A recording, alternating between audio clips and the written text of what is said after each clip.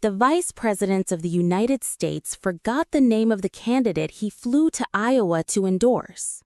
He fumbled through his speech notes in front of a live audience while people stood behind him in complete silence. A video of the moment spread across the internet within hours and became one of the most talked about political clips of the week. And this was not even the worst public moment J.D. Vance has had in recent weeks. Not even close. Because just 3 weeks earlier, the Vice Presidents of the United States showed up to a free event at a college arena that was less than 25% full. And while all of this was happening to Vance, Donald Trump was in Washington doing something that, whether he intended it or not, is making Vance's situation dramatically worse. This is the story of how the sitting Vice President of the United States is being publicly humiliated in slow motion, and how the man who put him there may be the same man engineering his downfall. Let's start with Iowa, because that is the most recent and most damaging moment. On Tuesday, May 5, 2026, Vance traveled to Des Moines, Iowa to appear at an event hosted by Republican Congressman Zach Nunn.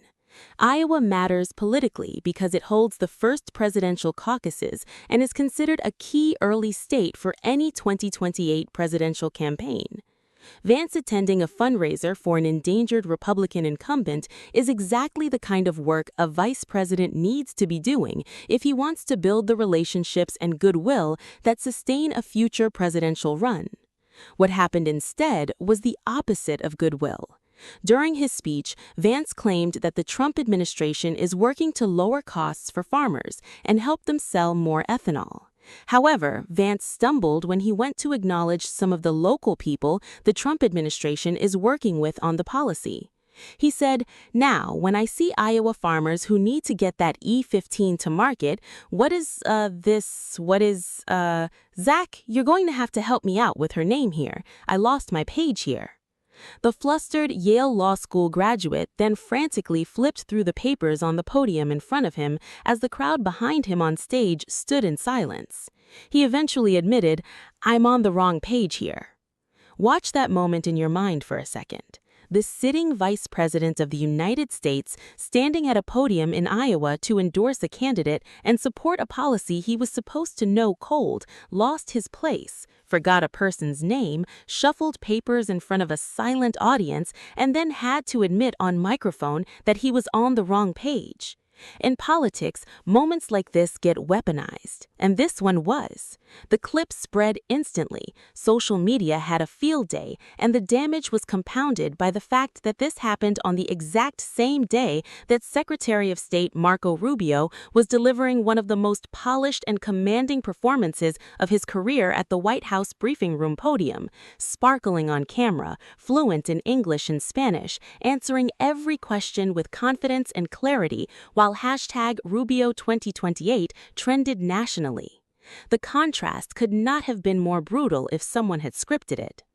But the Iowa stumble is just the most recent chapter in what has become a genuine pattern of public embarrassment for Vance over the past several weeks. Go back to April 14, 2026. Vance traveled to Athens, Georgia to appear at a Turning Point USA event at the Aikens Ford Arena near the University of Georgia. This was a big moment for Vance. Turning Point USA is one of the most influential conservative youth organizations in the country. Their late co-founder, Charlie Kirk, had been one of the key figures in building the MAGA movement among younger voters. A packed arena of young conservatives cheering the vice president would have been exactly the kind of visual that builds political momentum. What actually happened was a disaster that went viral for all the wrong reasons. A video from a reporter showed the indoor stadium less than 25% filled as Vance spoke. The Associated Press noted the mostly empty arena. The tickets were free, which made the embarrassingly small turnout even worse. Rolling Stone, rather than being greeted by a massive crowd, the event was sparsely attended with only some of the chairs on the arena floor filled. Kirk did not even show up, with the Turning Point spokesperson claiming that very serious threats prevented her attendance, even though the Vice President of the United States still turned up and has some of the best security in the world. Audience members repeatedly heckled Vance during his speech. One shouted, "Jesus Christ does not support genocide." Another shouted, "You're killing children. You're bombing children." Think about the picture that creates. A free event for the Vice President of the United States at a college arena. Less than a quarter of the seats filled. The host organization's own CEO didn't show up, and the people who did show up were heckling him from the crowd. That is not a political gathering. That is a political funeral. Multiple clips showed the vice president being interrupted by audience members who shouted criticisms, particularly over foreign policy and moral arguments tied to ongoing conflicts.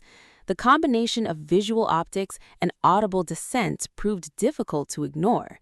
In an era where moments are quickly amplified online, the event became a viral flashpoint, raising fresh questions about crowd enthusiasm, messaging, and the challenges of maintaining control in a highly charged political environment. The Hollywood Reporter now adds to all of this the broader pattern of behavior that political analysts and Republican insiders have been watching and whispering about for months. Vance has been largely absent from the most visible aspects of the Iran war. He has privately questioned the Pentagon's strategy while publicly supporting the conflict, a contradiction that puts him in an impossible position. He is known inside Washington as difficult to reach, with even prominent conservative activists saying his office does not return calls quickly. And his attempts at humor on stage consistently fall flat in ways that get clipped and shared as examples of his fundamental inability to connect with audiences the way Trump does. As one person on social media wrote after the Iowa stumble, "He lost more than his place. He is such a dynamic speaker. It is no wonder so many go out of their way to listen to him. Trump falls asleep. Vance makes his audience fall asleep." Another posted, "Why do the people in the back look like they do not want to be there? Were they paid to show up?" And one commenter said, "He is a terrible politician. His political career is dead after this administration." Now, here's where the story gets darker for Vance, because the question of whether Trump is actively setting him up to fail is one that serious political observers are now openly discussing. Look at the pattern of what Trump has done in recent weeks. He sent Rubio to meet Pope Leo XIV, not Vance. He let the White House's own official account post a picture of Rubio at the briefing room podium with the caption, "Another job?" He has privately been polling donors at Mar-a-Lago on whether they prefer Vance or Rubio as his successor, and those donors have overwhelmingly said Rubio.